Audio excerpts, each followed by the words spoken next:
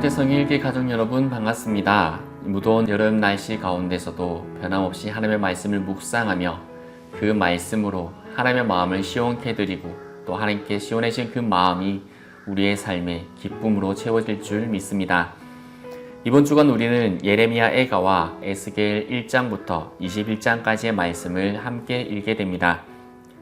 예레미야는 예루살렘이 멸망한 폐허 위에 앉아서 눈물을 흘립니다. 에스겔은 포로로 잡혀간 땅에서 하나님의 임재를 보고 놀랍니다. 한 사람은 울고 있었고 한 사람은 보고 있었습니다. 이 두 선지자의 사역은 하나님의 거룩함과 사랑, 그 안타까운 기다림과 애끓는 마음을 담고 있습니다. 우리는 오늘 이 강의를 통해서 하나님의 심판이 단순한 분노가 아니라 돌이키라는 사랑의 메시지임을 함께 확인하기를 원합니다. 예레미야 애가는 예루살렘이 바벨론에 의해 완전히 멸망한 후에 쓰여졌습니다. 그 도시는 무너졌고 성전은 불탔으며 백성은 흩어졌습니다. 그러나 그 황폐한 도시 위에 예레미야는 단순한 슬픔이 아니라 하나님의 애통함을 노래하고 있습니다. 1장은 예루살렘이 얼마나 외롭고 수치스러운 처지가 되었는지를 묘사합니다. 여성으로 묘사되는 예루살렘을 위로할 자가 아무도 없습니다. 2장은 하나님의 진노가 덮은 장면을 그리며 그것이 무분별한 파괴가 아니라 백성을 깨우기 위한 의도된 징계임을 보여주고 있습니다. 3장에서는 예레미야 자신의 고통 속에서도 오직 여호와로 인한 소망을 발견하고 있습니다. 예레미야 애가의 말씀입니다. 여호와의 인자와 긍휼이 무궁하심으로 우리가 진멸되지 아니함이니이다. 이것들이 아침마다 새로우니 주의 성실하심이 크시도소이다. 아멘.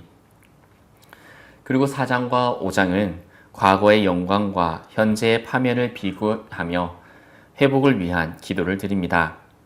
우리를 주께로 돌이키소서, 그리하시면 우리가 돌아가겠나이다 라고 기도하고 있습니다.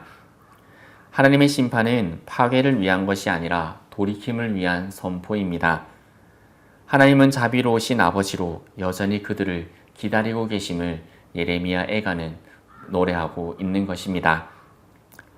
그리고 에스겔은 제사장이자 선지자로서 바벨론의 포로로 끌려간 땅에서 하나님의 환상을 보게 됩니다. 에스겔서 1장은 내 얼굴을 가진 생물과 불꽃 가운데 있는 하나님의 영광을 묘사하며 시작합니다. 그것은 하나님께서 단지 예루살렘에만 계신 분이 아니라 포로된 자들 가운데서도 함께하고 계심을 말씀해주고 있는 것입니다. 하나님께서는 에스겔이 이마가 굳은 자로 부르십니다. 왜냐하면 이는 그가 전해야 할 백성들이 완고하고 반역적인 자들이었기 때문입니다. 에스겔 4장부터 11장에서는 예루살렘의 죄악, 특히 성전 안에서 일어났던 우상숭배의 죄악을 징계하시면서 하나님의 영광이 떠난 성전의 장면을 말씀하십니다. 이것은 영적으로 충격적인 장면입니다.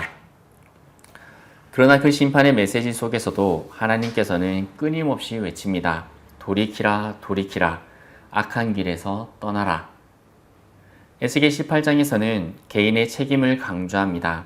아버지가 신 포도주를 먹었는데 아들의 이가 시다 라는 속담을 부정하시면서 각 사람이 자기 죄로 인해 죽을 것이고 각 사람은 자발적인 회개로 살아나게 될 것이라는 사실을 분명히 말씀하십니다. 하나님은 악인이 죽는 것을 기뻐하지 않으시며 오히려 그가 돌이켜 살아나는 것을 기뻐하신다라고 함께 말씀해주고 있습니다.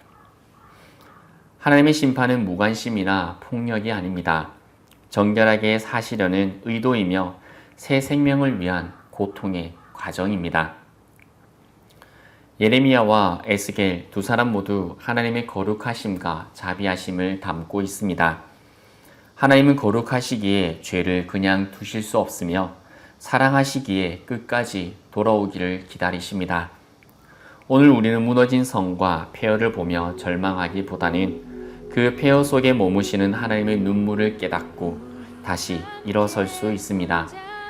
회개의 자리로 나아갈 때 하나님은 우리에게 다시금 생명의 숨을 불어넣어 주시고 다시 세워주시는 하나님이심을 고백하게 될 것입니다.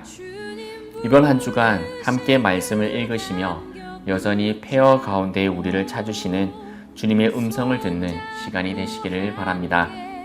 우리의 삶이 아무리 무너져 내려도 하나님의 자비하심은 아침마다 새롭게, 늘 새롭게 우리의 삶을 채우십니다. 하나님의 말씀 앞에 마음을 열고 다시 그분의 품으로 돌아가는 오늘 하루, 그리고 이번 한 주간이 되시기를 바랍니다. 결코 처음 밟는 길은 아니야.